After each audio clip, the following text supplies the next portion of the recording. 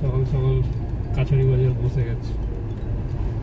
লেবু টেবু কত সবজি দেখো, তরমুজ, না সোজা না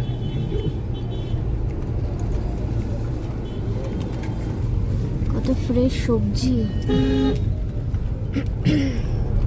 এগুলো সব মিলিয়ে এরা আবার বাজার দেবে।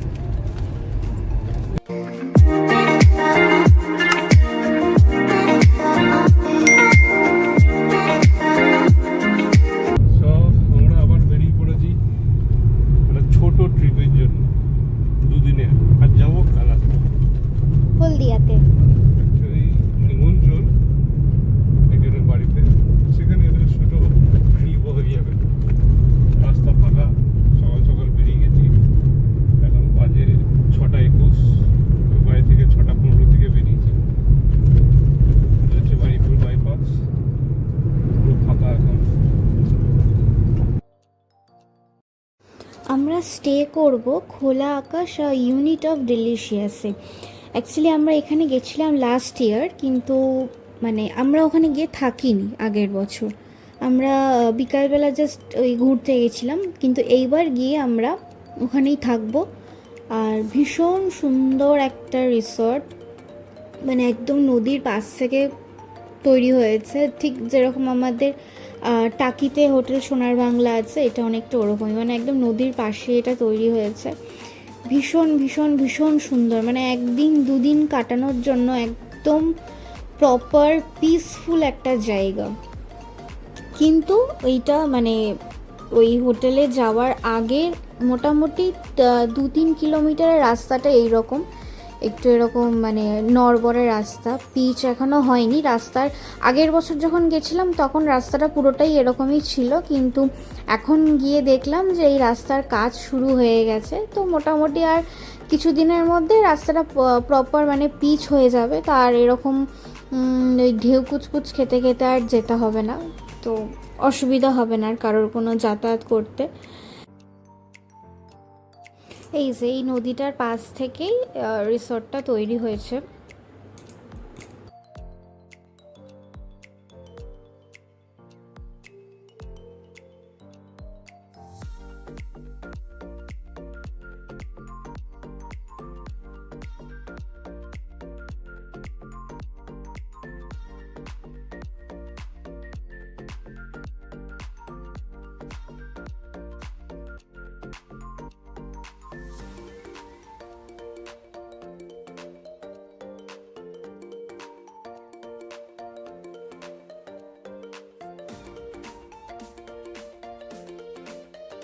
আর এই আমরা চলে এসেছি।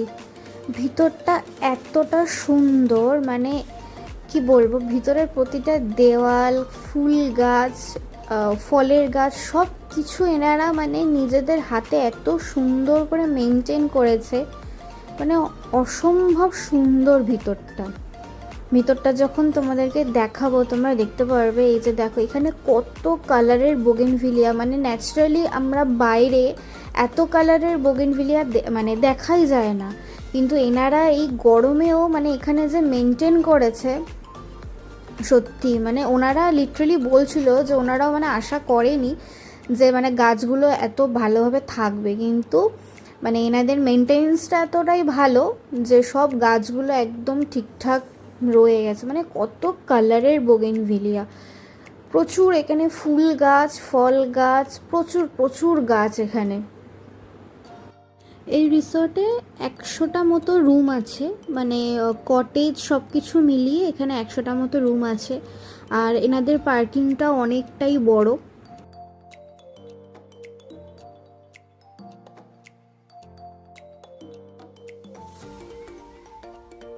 আসার সাথে সাথে আমাদেরকে এখানে ওয়েলকাম ড্রিঙ্ক দেওয়া হয়েছিল, আর সেটা ছিল ম্যাঙ্গো লাসি, খুব ভালো করেছিল। আর এই আমাদের রুমটা যথেষ্ট বড়, এসি আছে, ওয়ার্ড্রপ, ড্রেসিং টেবিল, টিভি, মানে যা যা থাকার দরকার অ্যাকচুয়ালি সবই আছে।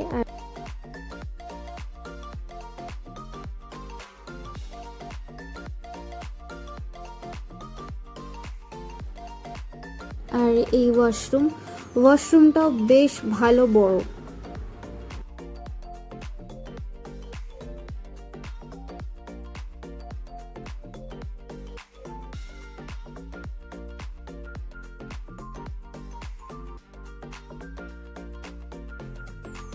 আর প্রতিটা রুমে এরকম ওয়েলকাম কিট হিসাবে ফ্রুটি আর চকলেট দিয়েছিল।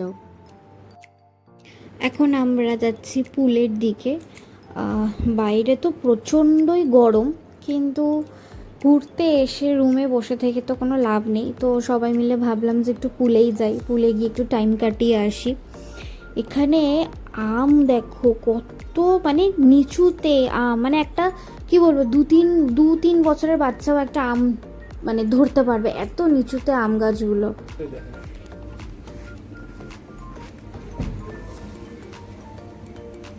ছোট্ট গাছ, একদম বাবা একদম ছোট গাছ, তার মধ্যে মানে ভরে ভরে আম হয়েছে।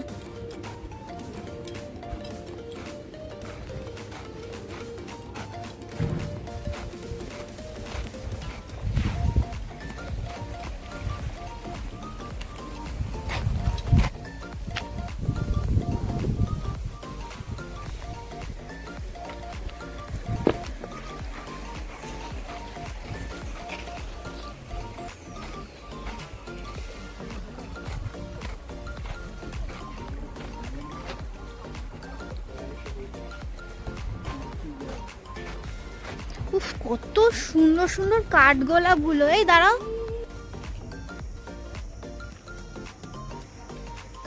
আর এই যে চলে এসেছি আমরা পুলের কাছে, আর এই পুলের পাশাপাশি হচ্ছে এই কটেজগুলো সব।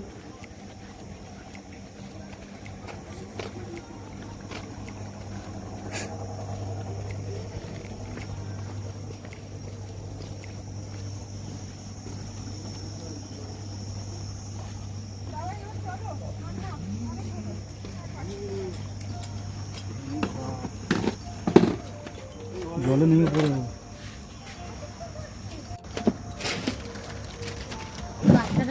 হ্যাঁ, এইটাতে ও আর আমি নামবো। দাঁড়াও দেখি তুমি একটু ভালো করে। ও মানে হ্যাঁ, ওর অত। আমরা যখন পুলে ছিলাম তখনই বৃষ্টিটা নেমে গেছিল, তো যখন বেশি জোরে নেমেছে তখন আমরা রুমেই চলে এসেছিলাম। তো ফ্রেশ ট্রেশ হয়ে ওয়েট করছিলাম বৃষ্টিটা কখন থামবে, তো মোটামুটি থামাতে দেন আমরা গেছিলাম লাঞ্চ করতে। আর রেস্টুরেন্টটা ছিল আমাদের রুমের ঠিক ওপর দিকে।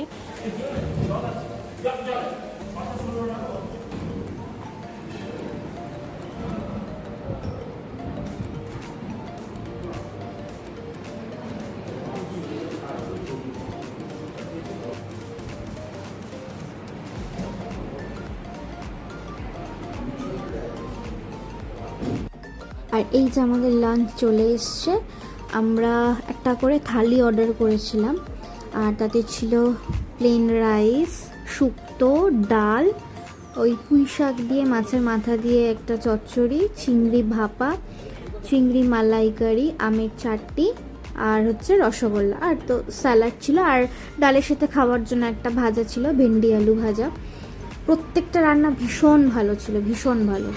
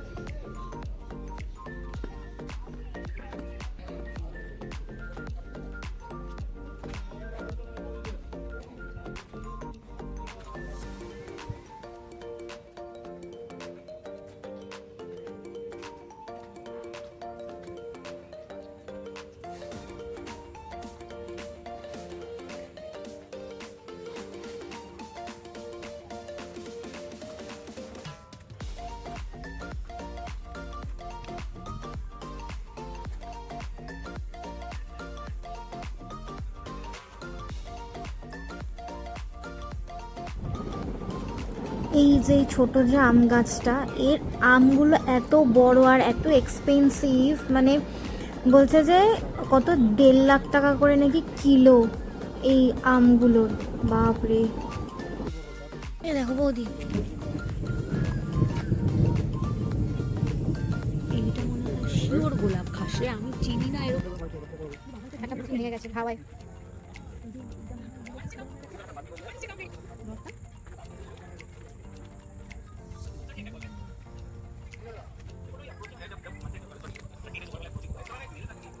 চলো ওদিকটায় যাই।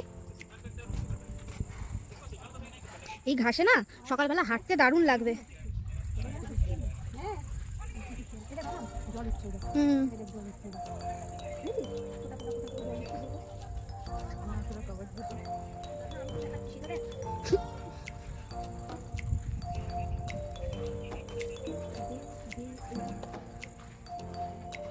বৃষ্টি গিরিং গিরিং।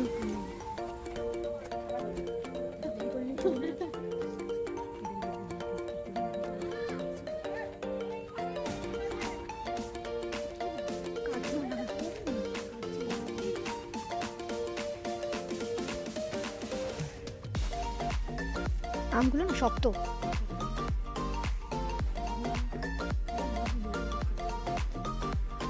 বৌদি ওই দেখো,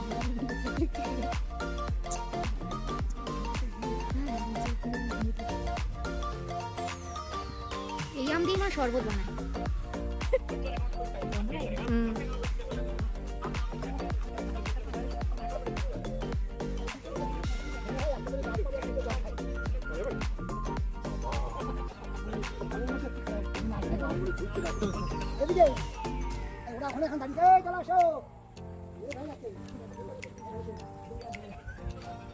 এখানেই নদীর পাড়ে বসে থাকলেই দিন কেটে যাবে, আর মানে কোথাও যাওয়ারই দরকার নেই। প্রচুর ঘোরাঘুরি হয়ে গেছে, এবার একটু ঘুম দরকার, আবার সন্ধ্যাবেলা দেখা হবে। আর এই যে মায়ের মন্দির, এখানে কালকে পুজো আছে, তো সেই জন্য আজকে সমস্ত কিছু মানে কালকে মাকে ভোগ দেওয়া হবে, তার জন্য সমস্ত বাসন কাসন বারঠার করে রেখে সব জোগাড় করে রাখছে কালকে পুজোর জন্য। মায়ের মুখটা কি মিষ্টি, দারুণ, ভীষণ সুন্দর। সন্ধে অলরেডি হয়ে গেছে দেওয়া।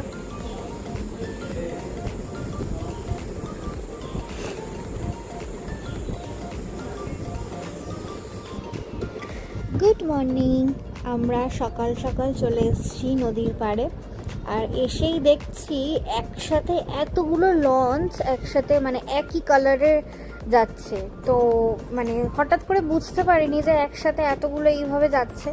তো এখানকার লোকেরা বলছে যে এইগুলো নাকি এখানে একটা জায়গায় ঠিক হতে এসছিল, এখন সেটা ঠিকঠাক হয়ে আবার যার যার জায়গায় ফেরত যাচ্ছে। তো মানে তারাও মানে বলতে গেলে ছুটতে ছুটতে এসছে এই আওয়াজটা পেয়ে দেখার জন্য, যে মানে মানে সচরাচর এতগুলো একসাথে নাকি দেখা যায় না। কি সুন্দর পরপর এক কালারের একসাথে যাচ্ছে, কি ভাল লাগছে দেখতে। এইবার আমাদের বাড়ি ফেরার পালা। তো যাওয়ার আগে আমাদেরকে এরকম একটা করে গুডি ব্যাগ দিয়েছে, আর এতে এনাদের তরফ থেকে ছোট্ট একটা গিফট ছিল, আর গিফটটা খুব মিষ্টি, তার কারণ গিফটটাতে আম ছিল। তো মানে এনাদেরই গাছের আম, খুব ভালো ছিল খেতে। সো এই ব্লগটা এইটুকুনি, আবার দেখা হবে নেক্সট আরেকটা ভিডিওতে। টাটা।